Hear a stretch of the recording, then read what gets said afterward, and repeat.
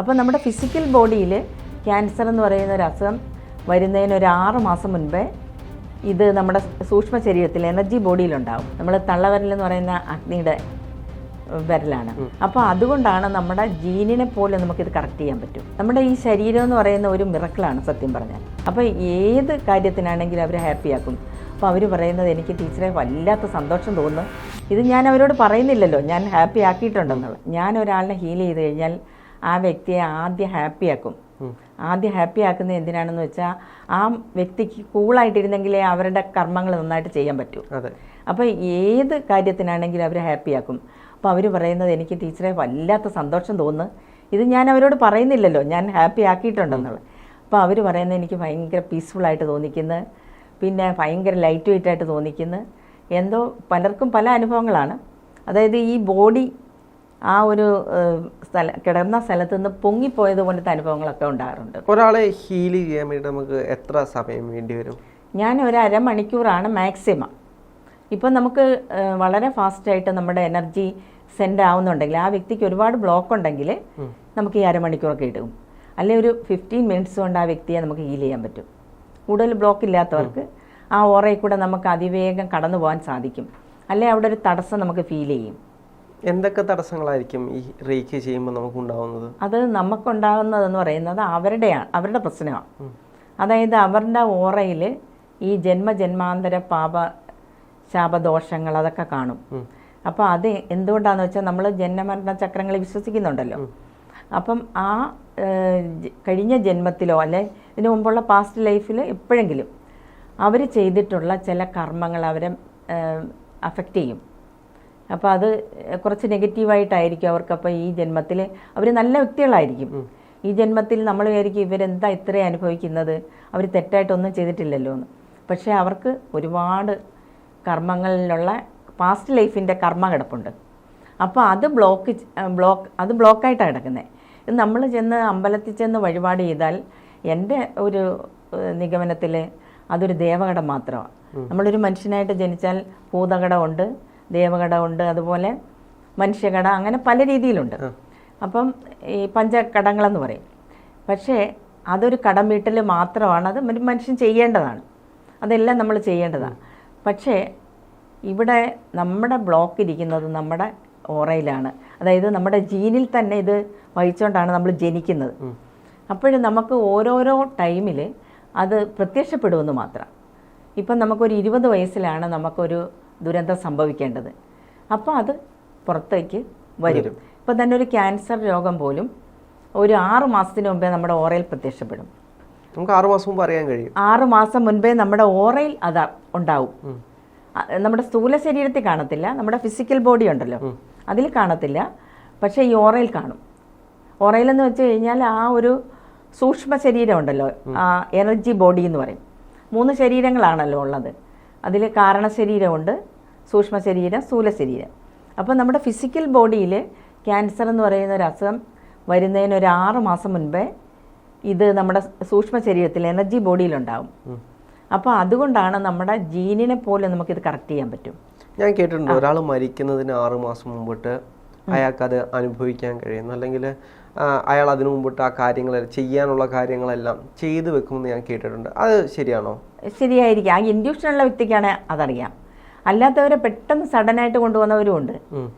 കാരണം അത് ഇപ്പം നമുക്ക് പ്രായത്തിൻ്റെ അല്ലത്, ആ ഒരു വ്യക്തിക്ക് ആ ഇൻഡ്യൂഷൻ ഉണ്ടെങ്കിൽ എല്ലാം നമുക്ക് ആ ഇൻഡ്യൂഷനില്ല. ഇപ്പം തന്നെ ഞാൻ അഷ്ടാംഗ യോഗയിലൂടെയാണ് ഈ റേക്കി അവരെ അറ്റൻഡ് ചെയ്യിപ്പിക്കുന്നത്. എൻ്റെ ക്ലാസ്സുകളെന്ന് പറയുന്നത് ലൈഫ് ലോങ്ങാണ്. അല്ലാതെ നമ്മൾ ഈ ഒരു 15 ദിവസം റേക്കി പഠിപ്പിച്ച് വിടുക, അത് കഴിയുമ്പോൾ അവരുമായിട്ട് യാതൊരു കണക്ഷനും ഇല്ല. അങ്ങനെ പോയി കഴിഞ്ഞാൽ അവർക്ക് അത് അറ്റൻഡ് ചെയ്യാൻ പറ്റത്തില്ല, ഉറപ്പായും ഞാൻ പറയുന്നു. കാരണം എൻ്റെ ഗ്രൂപ്പിൽ വന്ന് ചേർന്നിട്ടുള്ള പലരും റേക്കി പഠിച്ചിട്ട് തന്നെ വന്നവരുണ്ട്. പക്ഷേ അവർക്ക് ഈ ക്ലാസ്സിൽ ഫസ്റ്റ് ഡേ തന്നെ അത് അറ്റൻഡ് ചെയ്യാൻ സാധിച്ചിട്ടുണ്ടെന്ന് പറയുന്നുണ്ട്. പിന്നെ കാരണം ഒരുപക്ഷെ എനിക്ക് തോന്നുന്നത് നമ്മുടെ ഒരു പവർ ഉണ്ടല്ലോ അവരിൽ. ഞാനെന്ന് വെച്ച് കഴിഞ്ഞാൽ ഓരോ റേക്കി ക്ലാസ് ചെയ്യുമ്പോഴും എൻ്റെ എനർജി ആയിരിക്കുന്ന, ഇപ്പം 100 പേരാണ് എൻ്റെ ക്ലാസ്സിൽ അറ്റൻഡ് ചെയ്യുന്നതെങ്കിൽ ആ ഇരിക്കുന്നവരിലേക്ക് ആ എനർജി സെൻഡ് ചെയ്തുകൊണ്ടാണ് ഞാൻ ക്ലാസ് എടുക്കുന്നത്. അപ്പോൾ അവർക്ക് പിറ്റേ ദിവസം അവർ പറയുന്നത്, രാത്രിയിലായിരിക്കും എപ്പോഴും ക്ലാസ്, അപ്പോൾ പിറ്റേ ദിവസം പറയുന്നത് ടീച്ചറെ എൻ്റെ ഈ പ്രശ്നം മാറി, ആ പ്രശ്നം മാറിയെന്ന് പറയും. അപ്പം നമുക്ക് അവർക്കൊരു ഹീലിങ്ങുമാണ്. അപ്പോൾ അവരുടെ ബ്ലോക്ക് മാറി അവരുടെ ദൗത്യങ്ങളിലേക്ക് പോകാൻ പറ്റും, അവരുടെ ലൈഫ് പർപ്പസിലേക്ക് പോകാനും പറ്റും. അതുകൊണ്ടാണ് ഇതൊരു ലൈഫ് ലോങ് ക്ലാസ് ആക്കിയത്. നല്ലൊരു ഗുരു ഉണ്ടെങ്കിൽ നമുക്ക് അവരെ പെട്ടെന്ന് ഇത് ട്രെയിൻ ചെയ്യിപ്പിച്ചെടുക്കാൻ കഴിയും. നല്ലൊരു ഗുരു ഉണ്ടെങ്കിൽ തീർച്ചയായിട്ടും. അതായത് ഇപ്പോൾ ഇവരെന്തുകൊണ്ടായിരിക്കും ഇവർക്ക് ഇത്രയും താമസിക്കുന്നത്? ഇപ്പം റേക്കി പഠിക്കുകയാണ്, പഠിച്ചിട്ടും എത്ര നാൾ പഠിച്ചിട്ടും ഇവർക്കത് ആ ഒരു ലെവലിലേക്ക് എത്താൻ കഴിയാത്തത് ആ ഒരു ഗുരുവിൻ്റെ കുഴപ്പമായിരിക്കുമോ അതോ അവരുടെ കുഴപ്പമായിരിക്കുമോ? നമുക്ക് രണ്ട് രീതിയിലും പറയാം.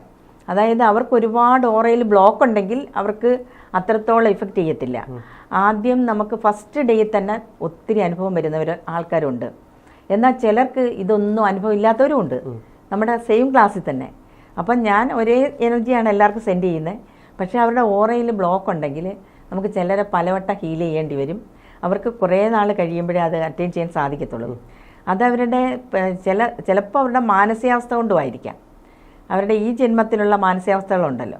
പിന്നെ നമ്മളിത് എപ്പോഴും നമ്മളിത് ഫോളോ ചെയ്തുകൊണ്ടിരിക്കണം, ഈ റേക്കി നിയമങ്ങൾ.